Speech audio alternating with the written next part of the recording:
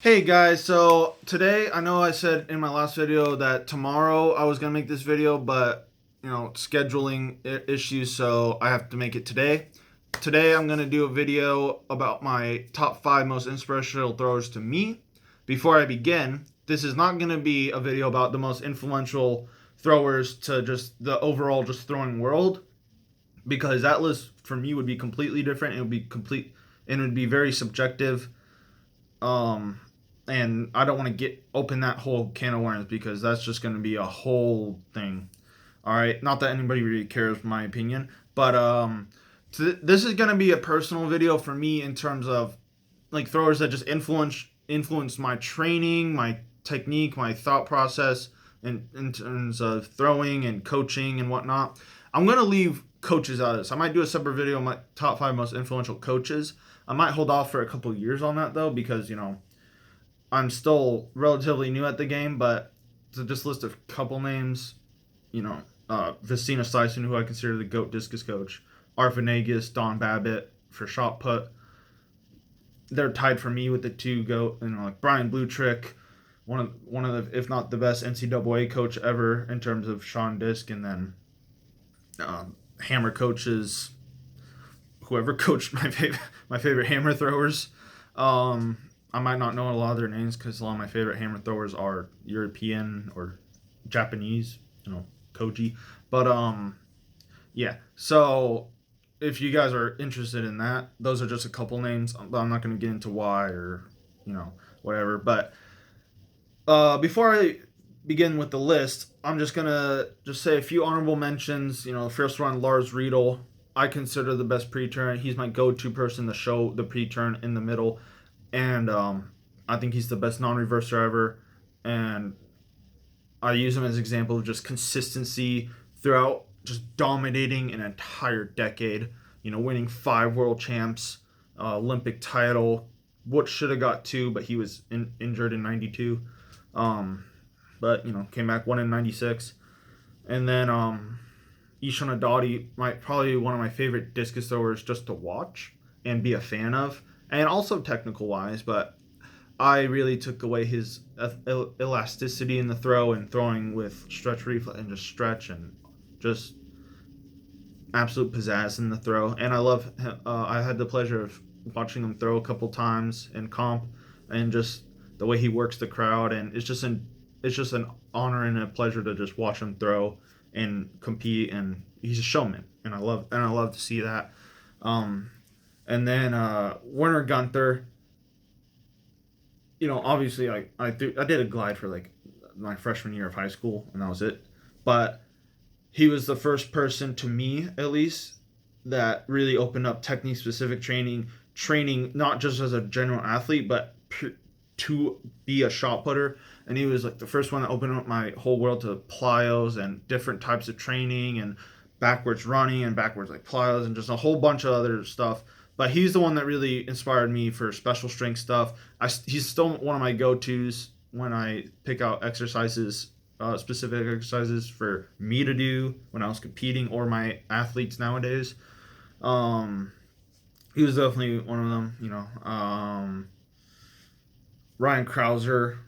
I know it's going to be a shocker that he's left off this, but you have to remember, this is me personally, and when I was growing up, and even though I say like I'm super old, but he wasn't like on the scene really until like 2016. I know he's a very good collegiate thrower, but at that time I didn't really care about college. I'm gonna be quite honest.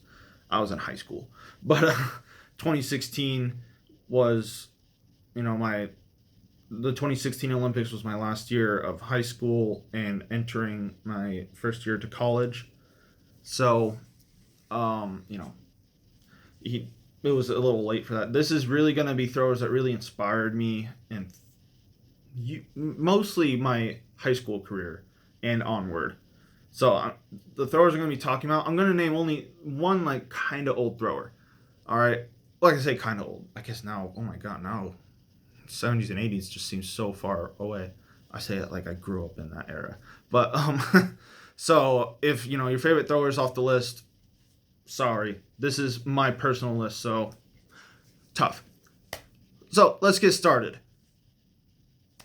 Number 5, Wolfgang Schmidt. I actually redid this video because originally I put Randy Barnes, but the more I thought, I already actually did a complete 2-part video about him and Brent Noon just yesterday. But you know, Randy Barnes is also there as well. But Wolfgang Schmidt, to me, was probably the second most influential discus thrower to me in terms of just technique and just his story of just persevering through all the stuff he went through in his career and missing his prime. It really related to me because when I got injured and I was out for almost my entire season year and I thought I would never throw again when I had my injury, it really inspired me. And obviously he wasn't out because of injury, it was because of political, and he got put in jail for most of his prime, which is really sad. And I made a whole video about him and his story. You can also look at other stories. There's interviews of him and Mac Wilkins.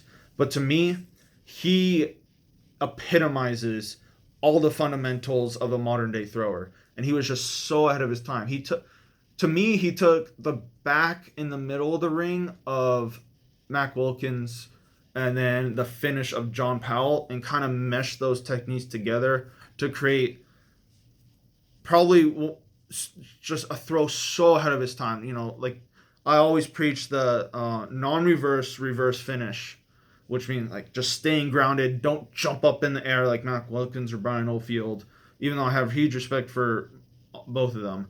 But in terms of technique, like just staying grounded, working the ground, being long, stay on the implement forever, and then get all the way across get super out on the discus, and then the back of the ring, super stable hips, easy wind, super consistent. He just epitomized that for me, and that I still use him to this day, as I think he probably has the best fundamental finish, and I know it's going to sound, in my opinion, fundamental finish in discus to this day. In terms of people that I recommend my athletes to watch, he's one of the first people I go to, because in terms of copying the finish and whatnot, or the example I use when I explain the non-reverse reverse. So he's number 5. Number 4, Virgilius Alekna. All right. To me, he's, first of all, in my opinion, the best discus thrower of all time. In terms of just medals, accomplishments, consistency, throwing far, just a whole host of other stuff. But to me, he was the guy I copied my discus technique after, because I'm hypermobile and he threw like he was hypermobile. I don't know if he probably was, but he was just so stretchy and so elastic, and that really worked for me in high school. Obviously, when I got to college, I didn't lose my flexibility. I'm still that flexible even to this day. I was not strong enough to keep those positions, so I had to change more to another technical model who I'm going to get to, who's my favorite thrower, just period, out of all events ever. So to me, like, Virgilius Alekna was just, to me, he's still the GOAT, and I still really like him. He's the reason why I bent my arm in the middle. Although that was just kind of a natural thing, but he was the first one where when people told me, oh, that's wrong, I'd be like, oh, look at him. Or Lars Riedel, I'd be like, oh, well, they threw far doing this. So at me, I was like, And he was one of the first people I saw. I was like, oh, like he does some non-traditional stuff. And he was one of the first people that opened my eyes, like, oh, there are different ways to throw far. So that was a big inspiration to me. All right, so third one is going to be Koji Murafushi. And I know it's going to seem a shock that I actually listed a hammer thrower, because if you guys have ever actually seen me throw hammer, first of all, I do apologize. It is a sight for sore eyes. There are videos of me on my YouTube channel. I would highly recommend not watching them if you value your eyesight, because it's not the prettiest thing in the world at all. I threw 51 meters. I do not know how, to this day.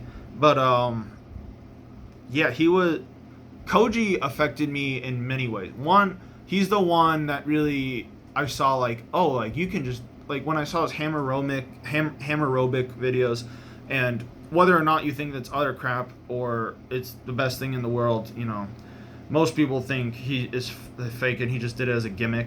I personally don't think so, because I don't know why someone at that level would waste their time just to troll people for so many years to do a training like that. He was the first guy I saw that I was like, oh, like, you don't have to be. Obviously, he is strong, but I was like, oh, like, being an athlete and being like just being an overall athlete, and you don't have to lift the heaviest weight in the world, and you don't have to throw far, and just watching him throw is just, I just love watching him throw. It's just so dynamic. And really, the thing that really inspired me about him was just, he was the first person that really showed me like how to be relaxed. Just watching his videos and just watching him go through the motions and stuff, like the Throw for Gold documentary, for the 2004 Olympics, his training lead up. Just watching those videos just took me to a whole new world. Like the fact that like he trained at different, like, because before I even watched those videos, I used to just take every throw at 100%. And he was the first guy I was like, oh, okay, I need to like slow down and actually work on technique. Because I was like, oh, like if he takes the off season to work on technique and, really hammer down technique instead of just trying to throw far all the time, who am I to disagree with that? If like this titan of hammer throwing is doing this. So he was the one that really affected me in terms of just actually thinking about what the hell I was doing instead of just throwing, and just being relaxed. All right, number 2, Robert Harding. Robert Harding, to me, when I was growing up in high school and all that, I think my first year of high school was like 2011 or 2012. During that time, Robert Harding was that guy. She was inarguably the best discus thrower in the world at the time. It wasn't even a contest. Like, sure, maybe he wasn't throwing as far as some other people, but when it came down to the world champs or Olympics, he was it. He was that guy. All right. I think he only lost like 1 or 2 meet or like major meets, or what I consider like European championships and up. It's like European Worlds and Olympics. He only lost in 2010 to Peter Malachowski, and other than that, he didn't lose a single one of, like, his resume speaks for himself. I've done a video on him already. He, to me, was the guy who really established to me consistency in performing at my best when I needed to at the big meets. And he is a guy I watched, one, for technical stuff because I love his technique. I'm not going to break down his technique because I've already done that in a separate video. But technically speaking, specific things, his finish, his 2009 throw to win the Worlds. If you haven't seen it, go see it, because it's honestly probably one of the, first of all, probably one of, if not the most clutch discus throw ever, and just launched him into a whole different stratosphere. It was an insane comp to this day. It's still an insane comp, and an insane throw, an insane performance. And yeah, like it was crazy. And to this day, even when I watch it, even though I watched it thousands and thousands of times, I'm still just like, it's just insane. The flight of the discus, the really is like, I love his finish. I love his technique. And I've had the pleasure of meeting him. He's my screensaver. I know he probably doesn't remember it. I actually kind of hope he doesn't remember it, because it was kind of embarrassing. It was like my freshman year of college, and I was a little schoolgirl. He was the only thrower I've ever fangirled over. And one, I didn't think I'd ever have the chance to meet someone like that, who was like a hero to me at that time, and to this day still. And it was shocking for him to even, one, be there, and two, for me to actually meet him and for him to be friendly enough to take a picture. And also, I know this doesn't really, I know I don't have to say this, but I am. This was, I think, is like last year. This was like 2019 around, 2019, 2018. His calves. This was when he was injured, like his last year or so, and like his upper body wasn't like he wasn't like Robert Harding in like 2012 or 2009. I think he was injured and still kind of recovering. His calves were like the size of my head. It was honestly like ridiculous how insane his calves, like in person. Oh my God. I know that just seems like kind of weird to say, but it was astonishing how big his calves were. Like, oh my god.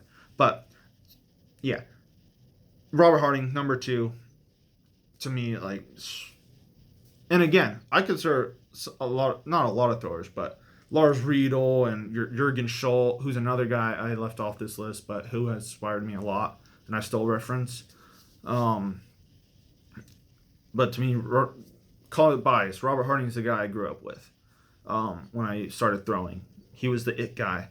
But number one, and I'm sure if you guys have seen any of my videos, I rant about this guy all the time because to me he's my favorite thrower, just out of any event, my favorite thrower of all time. Gerd Kanter. To me, he was coached by the greatest discus coach of all time, in my opinion, Festina Stuyson, who has just, his resume speaks for itself. If you don't know who he is, Coach Daniel Stahl, he's coached so many 70-meter, it's insane. But, I think he's most well known for Gerd Kanter and Daniel Stahl. And to me, like, Gerd Kanter, I hope one day to meet you, but to me, I honestly, like, I'm kind of cheering up a little. I don't, and it's like, I'm honestly kind of scared if I ever meet him. Because, like, I know, like, this seems like so much glaze, but what he meant to me in my throwing is, oh my god, like, he was, oh my god, like, I'm actually tearing up. I don't know why I'm tearing up, but Gerd Kanter was, this video is so hard for me to put into words how all these guys meant, but especially him. I mean, it's just, he's the guy I reference when I talk about consistency, 16 medals. That's insane. Even though he didn't, not all of them are gold, the fact that you can win 16 medals, do you know how long and how consistent, how good you have to be to do that? The fact that he's also Olympic and world champ as well, competing against some of the best discus throwers of all time, it's just astonishing. Even later in his career, like, he was still winning, like, European medals and, almost winning, like, he got fourth, I think, in 2015 Worlds, which is insane because he was like 38 at the time. Like, the fact that he's still throwing over 66 meters in his last year, it's just honestly astonishing. He's one of the youngest throwers ever to throw over 70.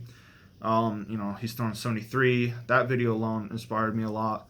And just, I mean, he to me is the epitome of everything I value in a thrower. Consistency, top end talent, athleticism, strength, knowledge of the sport,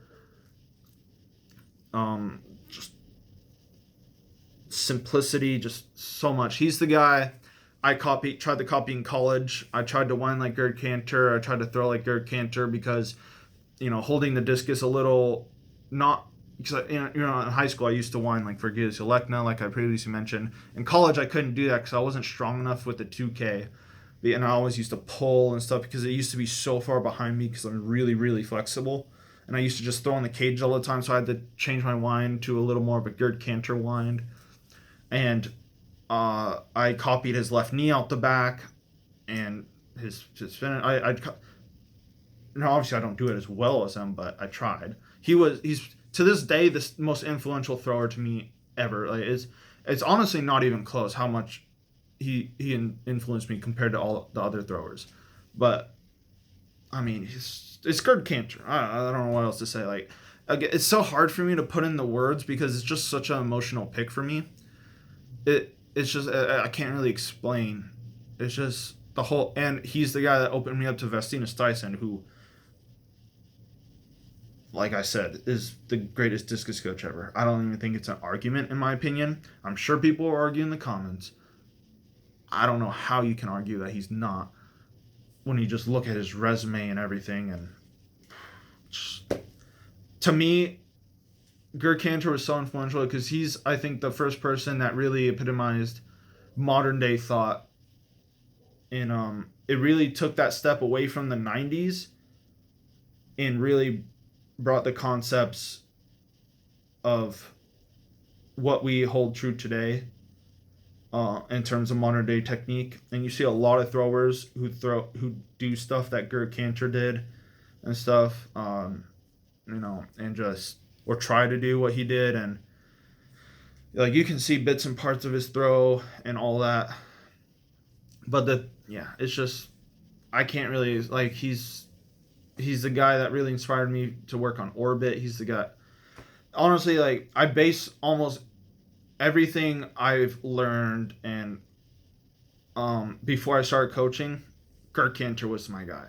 It obviously when I started coaching and I'm still coaching, I've broadened my horizons in terms of different like training and throwing and stuff. I did kind of, but I wasn't coaching anybody, but he's the guy that affected my personal throw the most, without question. And just the mentality of just getting in the gym, working hard, getting your stuff done, getting to the point right away, no excuses, just consistency while having fun sometimes. And it's just I can spend hours and hours talking about how much I love Gerd Kanter. All right, I actually had to restart this video because my time limit ran out because of the fact I was doing that. So this is actually my second attempt at making this video because it was like 40 minutes long and 20 minutes of it was me talking about Gerd Kanter, which shows you how much I love about Gerd Kanter. I know this probably isn't the most coherent video because it's so hard for me to put in the words how they inspired me. I might make a coaching video about coaches that have inspired me, and I'm not going to include any of my own coaches because I hope they know that they've inspired me, whether negatively or positively. But I'm not gonna really make that video because one, I don't know if they would like me to make that video or whatever. But yeah, so I might make that next week. But yeah, so if you guys didn't watch my previous video, the reason I haven't been posting that much, I just got surgery on my foot like a week or two ago, and now like I feel up to actually making videos and doing stuff. I can almost walk. Look like a pirate, but when I walk with a peg leg, but I'm finally not in constant agonizing pain, so I can actually talk and think clearly. I'm not on a whole bunch of pain meds, so that helps too. So yeah, but you can expect a lot more videos. Shorts in terms of me demonstrating stuff might still take a while because I can't fit into a throwing shoe, and then two, my foot still hurts, so I can't demonstrate a lot of stuff. But in terms of videos, I'll be breaking down technique again and trying to go back to a consistent upload schedule. But thanks all for watching. If you guys think I left someone out, let me know in the comments. If you guys have suggestions for videos you want me to do, you can also leave it in the comments. That's always welcome. And see y'all later. Thanks for watching.